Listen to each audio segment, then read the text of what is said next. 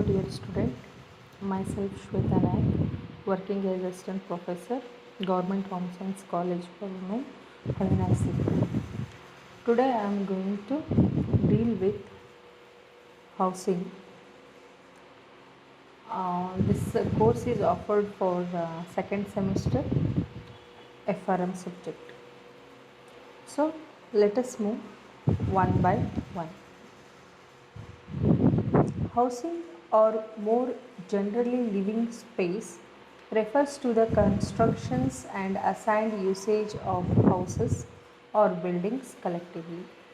For the purpose of sheltering people, the planning or a provision delivered by an authority with related meanings, ensuring that members of society have a home in which to live, whether this is a house or some other kind of dwelling, lodging, or shelter, is a social issue. Many governments have one or more housing authorities, sometimes also called as housing ministry or housing department. So ಏನಪ್ಪ ಇದು course housing ಅಂತ ಅಂದರೆ, generally ನಾವೇನು ಹೇಳ್ತೀವಿ ಅಂದರೆ living space ಅಂದರೆ ನಾವು ಇರೋವಂತಹ ಜಾಗ, ನಾವು ಇರೋವಂತಹ ಬಿಲ್ಡಿಂಗ್, ನಾವು ಇರೋವಂತಹ ಶೆಲ್ಟರ್ ಅಂದರೆ ಏನಪ್ಪ, ತಲೆ ಮೇಲೆ ಮಾಳಿಗೆ ಇರಬೇಕಲ್ಲ, ಅದಕ್ಕೆ ನಾವು ಶೆಲ್ಟರ್ ಅಂತ ಅಂದರೆ ನಾವು ಒಂದು ಸೂರು ಕೆಳಗಡೆ ಇರ್ತೀವಿ. ಸೊ ಈ ರೀತಿಯಾಗಿರುವಂತಹದಕ್ಕೆ ಕಲೆಕ್ಟಿವ್ಲಿ ನಾವು ಒಂದು ಅಥಾರಿಟಿಯಾಗಿ ನೇಮನ್ನು ಕೊಡ್ತೀವಿ.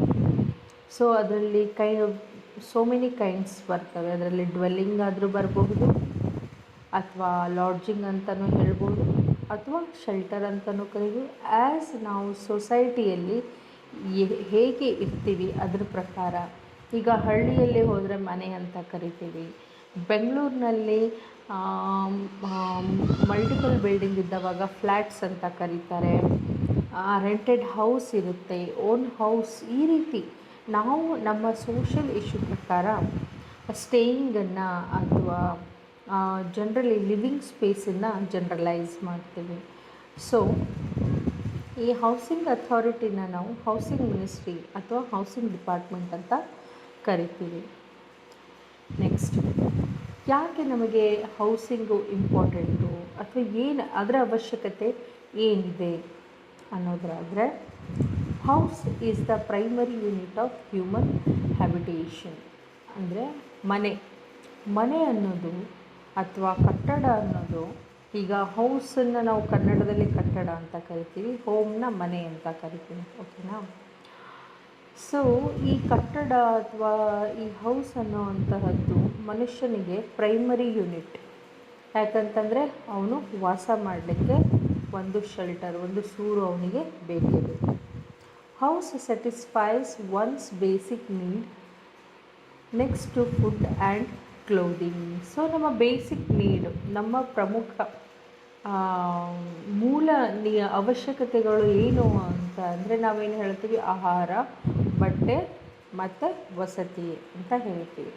ಸೊ ಈ ಹೌಸ್ ಅನ್ನೋದು ಸಹ ಒಂದು ಬೇಸಿಕ್ ನೀಡ್ಸಲ್ಲಿ ಅಂದರೆ ಮೂಲ ಅವಶ್ಯಕತೆಯಲ್ಲಿ ಒಂದಾಗಿ ನಾವು ಕಾಣ್ತೀವಿ. Houses ranges from basic huts of nomadic tribes to freestanding individual structure. House is a synonym to dwelling, residence, home, abode, lodging, accommodation or housing. So ಹೌಸಿಂಗಿಗೆ ಸಿನಾಮನ್ ಅಂದರೆ ಅದಕ್ಕೆ ಇನ್ನೊಂದು ಅರ್ಥ ಕೊಡುವಂತಹ ಬಿಲ್ಡಿಂಗ್ಸ್ಗಳಿಗೆಲ್ಲ ನಾವು ಡ್ವೆಲ್ಲಿಂಗ್ ಅಂತೀವಿ, ರೆಸಿಡೆನ್ಸ್ ಅಂತೀವಿ, ಹೋಮ್ ಅಂತೀವಿ, ಅಬೋರ್ಡ್ ಅಂತೀವಿ, ಲಾಡ್ಜಿಂಗ್ ಅಂತೀವಿ, ಅಕಮಡೇಷನ್ ಅಂತೀವಿ, ಬಿಲ್ಡಿಂಗ್ ಅಂತೀವಿ, ಅಪಾರ್ಟ್ಮೆಂಟ್ ಅಂತೀವಿ. ಸೊ ಈ ರೀತಿಯಾಗಿ house became a home for the family when it is occupied. So ಈ ಹೌಸು ಅಂದರೆ ಕಟ್ಟಡ. ಈ ಕಟ್ಟಡ ಯಾವಾಗ ಮನೆ ಆಗುತ್ತೆ ಅಂದರೆ, ಒಂದು ಫ್ಯಾಮಿಲಿ ಯಾವಾಗಿಂತ ಒಂದು ಮನೆಯಲ್ಲಿ ಇರೋಕ್ಕೆ, ಒಂದು ಕಟ್ಟಡದಲ್ಲಿ ಇರಲಿಕ್ಕೆ ಸ್ಟಾರ್ಟ್ ಮಾಡ್ತಾರೋ ಆವಾಗ ಆ ಕಟ್ಟಡ ಮನೆಯಾಗಿ ಪರಿವರ್ತನೆ ಆಗುತ್ತೆ. Housing values influence individual and family welfare. So ಈ ಹೌಸಿಂಗ್ ಅನ್ನೋದು ಅಥವಾ ಮನೆ ಮಾಡೋದು ಅಂತ ಅನ್ನೋದು ಪ್ರತಿಯೊಬ್ಬ ಮನುಷ್ಯ ಮತ್ತು ಒಂದು ಕುಟುಂಬದ ಒಳ್ಳೆಯದಕ್ಕಾಗಿ ಮಾಡುವಂತಹದ್ದು.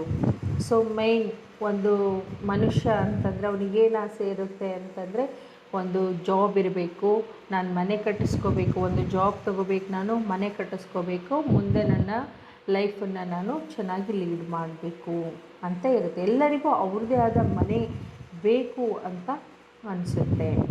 Because it's considered as one of the value. Contribution of the house to the overall satisfaction of family living is universally acknowledged. So ಈ ಹೌಸ್ ಅನ್ನೋದು ಅಥವಾ ಈ ಮನೆಯ ಕಟ್ಟಡ ಅನ್ನೋದು ಒಂದು ಫ್ಯಾಮಿಲಿ ಇರೋಕ್ಕೋಸ್ಕರ ಇದು ಯೂನಿವರ್ಸಲಿ, ಅಂದರೆ ಓವರಾಲ್ ವರ್ಲ್ಡಲ್ಲೂ ಎಲ್ಲ ಸ್ಯಾಟಿಸ್ಫ್ಯಾಕ್ಷನ್, ಮನೆ ಏನಕ್ಕೆ ಉಪಯೋಗಿಸ್ತೀವಿ ಅಥವಾ ಏನಕ್ಕೆ ಮನೆ ಬೇಕು ಅನ್ನೋ ಇಂಪಾರ್ಟೆನ್ಸನ್ನು ಯೂನಿವರ್ಸಲಿ ಸೇಮ್ ಆಗಿ ತೋರಿಸುತ್ತೆ. ಎಲ್ಲ ಕಡೆ ಒಂದೇ ಉದ್ದೇಶ ಆಗಿದೆ. Housing place a tremendous role in the economy of the country and it is an indicator of the level of country social progress. So ಈ ಮನೆ ಮಾಡೋದು ಒಂದು ಎಕನಾಮಿಕ್ ಆಗಿ ಕನ್ಸಿಡರ್ ಆಗುತ್ತೆ. ಒಂದು ದೇಶದ ಪ್ರಗತಿಗೆ ಕನ್ಸಿಡರ್ ಮಾಡಿದರೆ ಮನೆ ಅನ್ನೋದು ಒಂದು ಪ್ರಗತಿಯ ಒಂದು ಭಾಗವಾಗಿದೆ ಅಂತ ಹೇಳಬಹುದು. Next, housing terms. ಏನಪ್ಪ ಇವು ಟರ್ಮ್ಸ್ ಅಂದರೆ, ಮನೆಯನ್ನು ಅಥವಾ ವಿವಿಧ ರೀತಿಯ ಮನೆಗಳನ್ನು ನಾವಿಲ್ಲಿ ನೋಡ್ತೀವಿ. ಸೊ ಇಲ್ಲಿ ಹೌಸ್ ಅಂತಂದ್ರೇನು?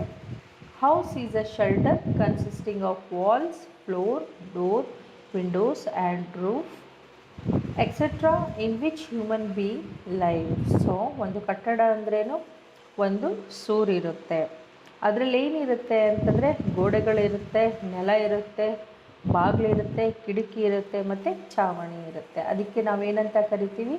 ಒಂದು ಶೆಲ್ಟರ್, ಅದು ಒಂದು ವಸತಿ ಅಂತ ಅಥವಾ ಒಂದು ಕಟ್ಟಡ ಅಂತ ಕರಿತೀವಿ.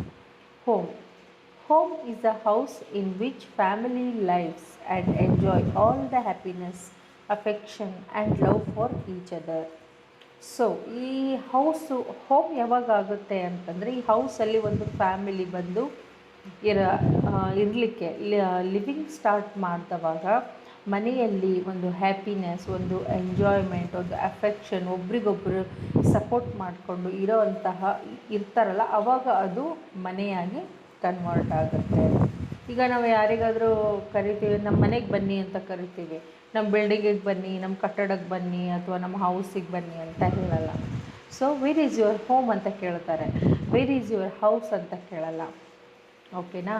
ಸೊ ಈ ರೀತಿ ಒಂದು ಹೌಸನ್ನು ಹೋಮ್ ಆಗಿ ಮಾಡೋ ಅಂಥವ್ರು ಯಾರು? Human beings. ಡ್ವೆಲ್ಲಿಂಗ್ ಅಂತ ಅಂದರೆ is a residence for someone to live in. It may have a group of rooms or a single room for multiple function occupied or intended for occupancy. It may consist of separate living quarters or a flat with other dwelling units. So dwelling units ಅಂತಂದರೆ it's just like a apartment. So ಒಂದು ಇದರಲ್ಲಿ group of rooms ಇರುತ್ತೆ ಅಥವಾ single room ಇರುತ್ತೆ with a multiple function. ಅಂದರೆ ನಾವು multiple ಫಂಕ್ಷನನ್ನು ಮಾಡೋಕ್ಕೋಸ್ಕರ ಅಥವಾ ಅಕ್ಯುಪೈ ಮಾಡೋಕ್ಕೋಸ್ಕರ ಅಥವಾ ಇರೋಕ್ಕೋಸ್ಕರ ನಾವು ಇದನ್ನು ಕಟ್ಟುವಂತಹ ರೀತಿಯನ್ನು ನಾವಿಲ್ಲಿ ಡ್ವೆಲ್ಲಿಂಗ್ ಅಂತ ಕರಿತೀವಿ. It's just like a flat ಅಥವಾ ಫ್ಲ್ಯಾಟನ್ನೇ ನಾವು ಡ್ವೆಲ್ಲಿಂಗ್ ಅಂತ ಕರಿತೀವಿ. ನೆಕ್ಸ್ಟ್ ಬಂದು shelter, a physical facility unit or a structure which provides a place for occupants to have a protection from natural calamities. ಅಂದರೆ ವಸತಿ ಅಂತಂದರೆ ಯಾವಾಗ ಹೇಳ್ತೀವಿ ನಾವು ಅಂತಂದರೆ, ಒಂದು ಫಿಸಿಕಲ್ ಅಂತಂದರೆ ಒಂದು ನಮಗೆ ಫಿಸಿಕಲಿ ಒಂದು 4 ಗೋಡೆಗಳು ಬೇಕು, ಒಂದು ಸ್ಟ್ರಕ್ಚರ್ ಬೇಕು. ಸೊ ಅದು ಏನಕ್ಕೆ ಅಂತಂದರೆ, ನಾವು ನ್ಯಾಚುರಲ್ ಕ್ಲೈಮಟೀಸಿಂದ ಪ್ರೊಟೆಕ್ಟ್ ಆಗಿರಲಿಕ್ಕೆ, ಅಂದರೆ ಗಾಳಿ, ಮಳೆ, ಬಿಸಿಲು ಇದರಿಂದೆಲ್ಲ ಪ್ರೊಟೆಕ್ಟ್ ಆಗಿರ್ಲಿಕ್ಕೆ ತಾನೇ ನಮಗೆ ಮನೆ ಬೇಕು. ಸೊ ಅದಕ್ಕೆ ನಾವಿಲ್ಲಿ ವಸತಿ ಅಂತ ಹೇಳ್ತೀವಿ. Housing is a colony or colony of houses with the all amenities that forms the supportive system in the physical environment.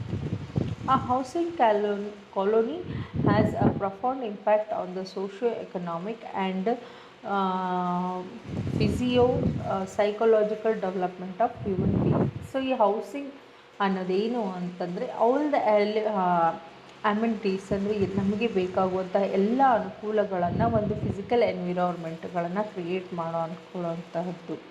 So ಇದರಿಂದ ಏನು ಪರಿಣಾಮ ಆಗುತ್ತೆ ಅಂತಂದರೆ ಆಯಾ ಮನುಷ್ಯನ ಆರ್ಥಿಕ ಸ್ಥಿತಿ ಅಥವಾ ಅವನ ಸಾಮಾಜಿಕ ಸ್ಥಿತಿ ಅದ್ರ ಮೇಲೆ, ಅಥವಾ ಅವನು ಯಾವ ರೀತಿ ಜೀವನ ಮಾಡ್ತಾನೆ, ಅಥವಾ ಅವನ ಸ್ಟೇಟಸನ್ನು ಕನ್ಸಿಡರ್ ಮಾಡಲಿಕ್ಕೆ ಈ ಹೌಸಿಂಗೂ ಒಂದು ಇಂಪಾರ್ಟೆಂಟ್ ವ್ಯಾಲ್ಯೂನ ತಗೊಳ್ತಾ ಹೋಗುತ್ತೆ. ಈಗ ಫಾರ್ ಎಕ್ಸಾಂಪಲ್, ಈಗ ನಾವು ಹುಡುಗಿಯರಿಗೆ ಗಂಡು ನೋಡಬೇಕು ಅಂತಂದವಾಗ ಏನು ಕೇಳ್ತೀವಿ?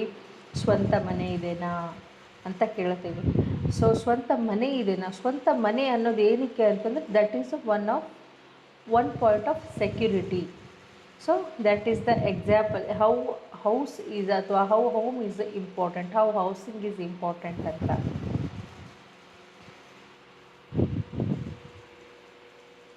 So next, function of house. So ಈ ಹೌಸಿಂಗಿನ ಫಂಕ್ಷನ್ಗಳು ಏನಕ್ಕಪ್ಪ ಅಂತ ಅಂದರೆ, ಒಂದು economic function, protective function, emotional function, social and cultural function, religious function, self-expressive function. So let's see ಯಾವ ರೀತಿ ಈ ಫಂಕ್ಷನ್ಗಳನ್ನು ನಾವು ಡಿವೈಡ್ ಮಾಡ್ಕೋತೀವಿ ಅಂತ ಹೇಳ್ಬಿಟ್ಟು. ಸೊ ಎಕನಾಮಿಕ್ ಫಂಕ್ಷನ್ ಅಂತ ಅಂದರೆ,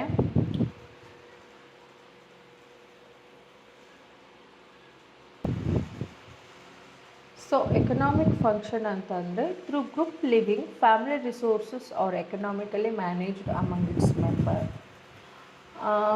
productive activities are carried out to supplement the family income. House is a consumption unit as a group. Family consumes its utility in total.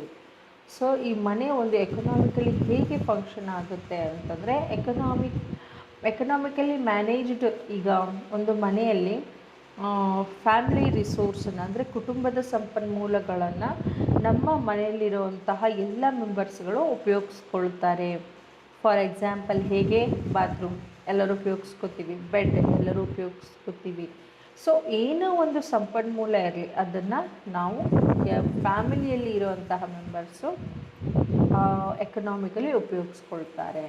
Productive activities are carried out to supplement the family function ಅಂತ ಅಂದರೆ, ಯಾವ activity ನಾವು ಮಾಡೋದ್ರಿಂದ ನಮ್ಮ income increase ಆಗುತ್ತೋ, so ಆ ರೀತಿ ನಾವಿಲ್ಲಿ ಎಕನಾಮಿಕ್ ಫಂಕ್ಷನ್ ಆಗಿ ನೋಡ್ತೀವಿ. Next house is a consumption unit as a group. ಅಂದರೆ ಈ ಹೌಸ್ ಅನ್ನೋದ್ರಲ್ಲಿ ಗ್ರೂಪ್ ಅಂತ ಇರುತ್ತೆ. ಈ ಗ್ರೂಪಿಗೆ ನಾವು ಏನು ಬೇಕಾಗಿರೋ ಫೆಸಿಲಿಟೀಸ್ ಎಲ್ಲ ಆ್ಯಸ್ ಎ ಫ್ಯಾಮಿಲಿ ಅಥವಾ ಕನ್ಸ್ಯೂಮ್ಸ್ ಇಟ್ಸ್ ಯುಟಿಲಿಟಿ. ಅಂದರೆ ಈಗ ನಾವು ಒಂದು ಮನೆ ಇದ್ವಿ ಅಂತಂದರೆ ಒಬ್ಬರೇ ಇರಲ್ಲ, ಒಂದು ಮನೇಲಿ ಒಬ್ಬರೇ ಇರಲ್ಲ. ಆ ಒಬ್ಬರೇ ಇರುವಂತಹ ಅವರು ಓವರಾಲ್ ಫ್ಯಾಮಿಲಿ, ಅವ್ರ ತಂದೆ ತಾಯಿ, ಅವ್ರ ಹೆಂಡತಿ, ಮಕ್ಕಳು, ಮೊಮ್ಮಕ್ಕಳು, ಈ ರೀತಿ ಎಲ್ಲರೂ ಇರುವಂತಹವರಾಗಿರುತ್ತಾರೆ. So each member share space in kitchen, dining, bed, living, bathroom, puja etcetera, not independently but in a group, and save money and increases utility of value. So ಎಲ್ಲರಿಗೂ ಊಟ ಬೇಕು, ಎಲ್ಲರೂ ನಿದ್ದೆ ಮಾಡಬೇಕು, ಎಲ್ಲರೂ ಊಟ ಮಾಡಬೇಕು, ಆಮೇಲೆ ಎಲ್ಲರೂ ಎಂಟರ್ಟೈನ್ಮೆಂಟನ್ನು ಅಥವಾ ರೆಸ್ಟನ್ನು ನಾವೆಲ್ಲಿ ತೊಗೋತೀವಪ್ಪ? ಲಿವಿಂಗಲ್ಲಿ ತೊಗೊಳ್ತೀವಿ. ಸ್ನಾನ ಮಾಡಬೇಕು, ಪೂಜೆ ಮಾಡಬೇಕು. ಸೊ ಒಬ್ರೊಬ್ಬರಿಗೆ ಈಗ ಒಂದು ಮನೇಲಿ 6 ಜನ ಇದ್ದಾರೆ ಅಂದರೆ 6 kitchen, 6 dining, 6 bed, 6 living, 6 bathroom, 6 puja room ಇರಲ್ಲ. ಸೊ ಒಂದು ಮನೆಯಲ್ಲಿ ಇದಿಷ್ಟೆಲ್ಲ ಇರುತ್ತೆ. 6 ಜನ ಆ ಮನೆಯಲ್ಲಿರೋ ಯುಟಿಲಿಟಿನ ಬಳಸ್ಕೊತಾರೆ. So it's an economic function. Next protective function. So protection ಅನ್ನೋ ಅರ್ಥದಲ್ಲಿ ಏನು ಅಂತ ಅಂದರೆ, ಇದು 2 ಎಂಡ್ಸ್ ಆಫ್ ಲೈಫ್ ಸ್ಪ್ಯಾನ್, ಅಂದರೆ 2 ಜನ್ರೇಷನ್ನಿಗೆ ಉಪಯೋಗ ಆಗುತ್ತೆ. ಚೈಲ್ಡ್ಹುಡ್ಡಿಂದ ಓಲ್ಡ್ ಏಜ್ವರೆಗೂ ಪ್ರೊಟೆಕ್ಟಿವ್ ಆಗಿ ಚಿಂತೆ ಇಲ್ಲದೆ ನಾವು ಮನೆಯಲ್ಲಿ ಇರಬಹುದು. House provides protection to all inmates from various changes in weather, that is sun, wind, heat, cold, rain, etc. Health would be protected and well-being would be safeguarded during the hours of work, rest and relaxation that we spend in the home. So protective ಆಗಿ ಯಾವ ರೀತಿ ಅಂತಂದರೆ, different ವೆದರ್ಸ್ಗೆ ನಾವು ಈಗ ಬಿಸಿಲಾಗಿರ್ಬೋದು, ಗಾಳಿ ಆಗಿರಬಹುದು, heat ಆಗಿರ್ಬೋದು, cold ಆಗಿರ್ಬೋದು, ಮಳೆ ಆಗಿರಬಹುದು, ಈಗ ನವಡೇಸ್ ಕರೋನಾ ಆಗಿರಬಹುದು, ಮನೆಯಲ್ಲಿಯೇ ಇರಿ. ಸೊ ಏನಕ್ಕೆ ಮನೆಯಲ್ಲಿ ಇರಿ? ಮನೆ ಅನ್ನೋದು ಒಂದು ಪ್ರೊಟೆಕ್ಟಿವ್ನೆಸ್ಸು. ಈ ಮನೇನು ಒಂದು ಪ್ರೊಟೆಕ್ಟಿವ್ ಫಂಕ್ಷನನ್ನು ಕ್ರಿಯೇಟ್ ಮಾಡುತ್ತೆ. ಸೊ ನಮ್ಮ ವರ್ಕ್ಗಳನ್ನು, ನಮ್ಮ ಕೆಲಸಗಳನ್ನು ನಾವು ಮನೆಯಲ್ಲಿ ಇದ್ಕೊಂಡು ಮಾಡ್ತೀವಿ, ನಮ್ಮ ಹೆಲ್ತನ್ನು ಮನೇಲಿ ಇಟ್ಕೊಂಡು ಕಾಪಾಡ್ಕೋತೀವಿ, ರಿಲ್ಯಾಕ್ಸ್ ಆಗಿರ್ತೀವಿ, ನಾವು ಟೈಮನ್ನ ಸ್ಪೆಂಡ್ ಮಾಡ್ತೀವಿ. ಸೊ ಈ ರೀತಿ ಒಂದು ಪ್ರೊಟೆಕ್ಟಿವ್ ಫಂಕ್ಷನ್ನು ಇದಾಗುತ್ತೆ. Next emotional. ಸೊ ಇಮೋಷ್ನಲ್ ಅನ್ನೋ ಆಸ್ಪೆಕ್ಟಲ್ಲಿ ಏನು ಅಂತಂದರೆ, ಇಲ್ಲಿ ಫ್ಯಾಮಿಲಿ ಮೆಂಬರ್ಸು ಒಬ್ರಿಗೊಬ್ಬರು ಮೆಂಟಲ್, ಇಮೋಷ್ನಲ್, ಫಿಸಿಕಲ್ ಹಾಗೂ ಸ್ಪಿರಿಚುವಲ್ ಅಟ್ಯಾಚ್ಮೆಂಟ್ ಒಬ್ಬರ ನಡುವೆ, ಇಬ್ಬರ ನಡುವೆ ಅಥವಾ ಒಂದು ಫ್ಯಾಮಿಲಿ ನಡುವೆ ಈ ಕಾಂಟ್ರಿಬ್ಯೂಷನ್ ಆಗುತ್ತೆ. House May effect this aspect of family life by influencing directly the reaction of members of the group. The social living may limit or heighten depending on provision made in the house for a rest and privacy or a quietness that gives sense of peace and inner strength. So ನಮಗೆ privacy ಬೇಕಾಗುತ್ತೆ, ನಮಗೆ ನಮ್ಮದೇ ಆದ ಕೆಲಸ ಮಾಡೋದು ಇರುತ್ತೆ. So ಅಂಥ ಟೈಮಲ್ಲಿ ನಾವು ಮನೆ ಅನ್ನೋದರಲ್ಲಿ we can get a privacy. Next socio cultural function. So socio cultural function ಅಂತಂದರೆ ಏನಪ್ಪ? ಮದುವೆ, ಮತ್ತೇನು ಬೇಬಿ ಶವರು, ಈ ರೀತಿ ಎಕ್ಸೆಟ್ರಾ ಫಂಕ್ಷನ್ಗಳನ್ನೆಲ್ಲ ನಾವು ಮನೆಯಲ್ಲಿ ಮಾಡಿ ಮನೆಯ ಜನರ ಜೊತೆ ಕೆಲಸಗಳನ್ನು ಹಂಚಿಕೊಂಡು ಪ್ರೀತಿಯಿಂದ ಏನು ಮಾಡ್ತೀವಿ, ಮನೆಯಲ್ಲೇ ಈಗ ಸುಮಾರು ಜನ ಸ್ಟೂಡೆಂಟ್ಸ್ ಮನೆಯಲ್ಲೇ ಮದುವೆ ಆಗಿಬಿಟ್ಟಿದ್ದೀರಾ, ರೈಟ್? ಸೊ ಆ ರೀತಿ ನಾವೇನು ಮಾಡ್ತೀವಿ, ಸೋಷಿಯಲ್ ಕಲ್ಚರಲ್ ಫಂಕ್ಷನನ್ನು ಮನೆಯಲ್ಲೇ ಹಬ್ಬ ಹರಿದಿನಗಳು, ಸೊ ಇವೆಲ್ಲವನ್ನು ನಾವು ಮನೆಯಲ್ಲೇ ಆಚರಿಸೋ. ಇದಕ್ಕೇನು ಬೇಕು? ಫಸ್ಟ್ ಮನೆ ಬೇಕು. ಸೊ ಹಾಗಾಗಿ ಮನೆಯಲ್ಲಿದ್ದವಾಗ ತಾನೇ ನಾವು ಇವೆಲ್ಲ ಫಂಕ್ಷನನ್ನು ಆಚರಿಸೋಕ್ಕಾಗೋದು. ಮನೆ ಇಲ್ಲ ಅಂತಂದರೆ ನಾವು ಎಲ್ಲೋ ಒಂದು ಕಡೆ ನಿಂತ್ಕೊಂಡು ಮಾಡೋಕ್ಕಾಗಲ್ಲ, right? So proper living condition should promote cultural feeling and provide scope for the unique interest of all members like hobby and their habitats and privacy. Family member success in private life and public, it is totally influenced by this function. So house life of individual offered quite a different satisfaction from those gained in professional and occupational activities. So ಮನೆ ಅನ್ನೋದು ಏನು ಮಾಡುತ್ತೆ ಅಂತಂದರೆ, ನಿಮಗೆ different ತೃಪ್ತಿಗಳನ್ನು, ಸ್ಯಾಟಿಸ್ಫ್ಯಾಕ್ಷನ್ಗಳನ್ನು ಕೊಡುತ್ತೆ professional as well as occupational activity ಮಾಡಲಿಕ್ಕೆ. And recreational and social activities of the family ಅಂತ ಅಂದರೆ ಏನಪ್ಪ ಅಂತಂದರೆ, ನಾವು ಹಬ್ಬ ಬಂದವಾಗ ಎಲ್ಲರೂ ಸೇರಿ ಪ್ರೀತಿಯಿಂದ ಸಿಹಿ ತಿಂಡಿಗಳನ್ನು ಮಾಡಿ ತಿಂತೀವಿ. ದುಃಖ ಆದವಾಗೂ ಅಂದರೆ ಯಾರಾದರೂ ಸತ್ತವಾಗೂ ಅಷ್ಟೇ, ಎಲ್ಲರೂ ಒಬ್ರಿಗೊಬ್ಬರು ಸಪೋರ್ಟ್ ಮಾಡಿಕೊಂಡು ಒಬ್ರಿಗೊಬ್ಬರು ಸಮಾಧಾನ ಮಾಡಿಕೊಂಡು ಮನೆಯಲ್ಲೇ ರೀಕ್ರಿಯೇಷನಲ್ ಆ್ಯಕ್ಟಿವಿಟೀಸ್ನ ಜನ್ರೇಟ್ ಮಾಡ್ತೀವಿ. ಈಗ ಕೊರೋನಾ ಎಲ್ಲರೂ ಮನೆಯಲ್ಲೇ ಇರಿ ಅಂತ ಹೇಳ್ತಾ ಇದ್ದಾರೆ, ರೈಟ್? ಮನೆಯಲ್ಲೇ ಸೇಫ್ ಆಗಿರೋದು. ಸೊ ಒಬ್ರಿಗೊಬ್ಬರು ಸಪೋರ್ಟಿವ್ ಆಗಿ ಈ ಮನೆ ಅನ್ನೋದು ತುಂಬ ಇಂಪಾರ್ಟೆಂಟ್ ರೋಲ್ ಪ್ಲೇ ಮಾಡುತ್ತೆ. ನೆಕ್ಸ್ಟ್ ರಿಲಿಜಿಯಸ್ ಫಂಕ್ಷನ್ ಅಂತಂದರೆ, house provides a place for children learn and observe the religious rituals and ceremonies performed by the adult members of the family. House promotes spiritually and inner space to every individual by providing scheduled space for performing prayer, meditation and religious congregations. So ಈ ಅಂದರೆ ಧಾರ್ಮಿಕ ಚಟುವಟಿಕೆಗಳನ್ನು ಮಾಡಲಿಕ್ಕೆ ನಮಗೆ ನಮ್ಮ ಮನೆಯಲ್ಲಿರುವಂತಹ ದೊಡ್ಡವರು ಅಥವಾ ದೊಡ್ಡವರು ಅನ್ನಿಸ್ಕೊಂಡವ್ರು ಏನು ಮಾಡ್ತಾರೆ, ಫ್ಯಾಮಿಲಿಗೆ ಟೀಚ್ ಮಾಡ್ತಾರೆ ಯಾವ ರೀತಿ ರಿಲಿಜಿಯಸ್ ಆ್ಯಕ್ಟಿವಿಟಿನ ನಾವು ಮನೆಯಲ್ಲಿ ಮಾಡಿಕೊಳ್ಬೇಕು. ಸೊ ನೆಕ್ಸ್ಟು ಹೇಗೆ ನಾವು ಪ್ರೇಯರು, ಮೆಡಿಟೇಷನ್ನು ಮತ್ತು ಬೇರೆ ಬೇರೆ ಭಜನೆ, ಈ ರೀತಿ ಥಿಂಗ್ಸ್ಗಳನ್ನು ನಾವು ಯಾವ ರೀತಿ ಮನೆಯಲ್ಲಿ ಹೇಗೆ ಪ್ಲೇ ಮಾಡಬೇಕು, ಈ ರೀತಿ ಫಂಕ್ಷನ್ಸ್ಗಳನ್ನೆಲ್ಲವನ್ನು ನಾವು ಮನೆಯಲ್ಲೇ ಮಾಡ್ಕೋತೀವಿ. ನೆಕ್ಸ್ಟ್ ಸೆಲ್ಫ್ ಎಕ್ಸ್ಪ್ರೆಸಿವ್ ಫಂಕ್ಷನ್ ಅಂದರೆ ನಮಗೆ ಬೇಕಾಗಿರೋಂತಹ function. For example, degree of freedom to facilitate self expression of all individuals. So ಅವರವರಿಗೆ ಅವ್ರದ್ದೇ ಆದ ಸ್ಪೇಸ್ ಬೇಕು, ಅವರಿಗೆ ರೆಸ್ಟಿಗೆ ಬೇಕು, ಅವ್ರ ಕ್ರಿಯೇಟಿವ್ ಆ್ಯಕ್ಟಿವಿಟಿಗೆ ಬೇಕು, ಅವರ ಹಾಬೀಸಿಗೆ ಬೇಕು. ಸೊ ಈ ರೀತಿ ನಾವು ಬೇರೆಯವ್ರ ಮನೆಗೆ ಹೋದಾಗ ಕಂಫರ್ಟೇಬಲ್ ಆಗಿರಲ್ಲ. ನಾವು ನಮ್ಮ ಮನೆ, ಅದು ಚಿಕ್ಕದಿರಲಿ ದೊಡ್ಡದಿರಲಿ, ವಿತ್ ಆಲ್ ಫೆಸಿಲಿಟೀಸ್ ಇರಲಿ ಅಥವಾ ವಿತೌಟ್ ಆಲ್ ಫೆಸಿಲಿಟಿ ಇರಲಿ, ನಮಗೆ ನಮ್ಮ ಮನೆಯಷ್ಟು ಕಂಫರ್ಟು ನಾವು ಬೇರೆ ರಿಲೇಟಿವ್ಸ್ ಮನೆಗೆ ಹೋದವಾಗೂ, ನಾವೆಂಥ ಕ್ಲೋಸ್ ರಿಲೇಟಿವ್ಸ್ ಮನೆ ಇದೆ ಅಂತಂದ್ರೂ ನಮ್ಮ ಮನೆಯಲ್ಲಿ ಇರೋವಂತಹ ಫ್ರೀಡಮನ್ನು ನಾವು ಬೇರೆಯವ್ರ ಮನೆಯಲ್ಲಿ ತಗೊಳಕ್ಕಾಗಲ್ಲ. That is self expressive functions. So this is about the functions of house. So in next class I will explain the further things. Thank you.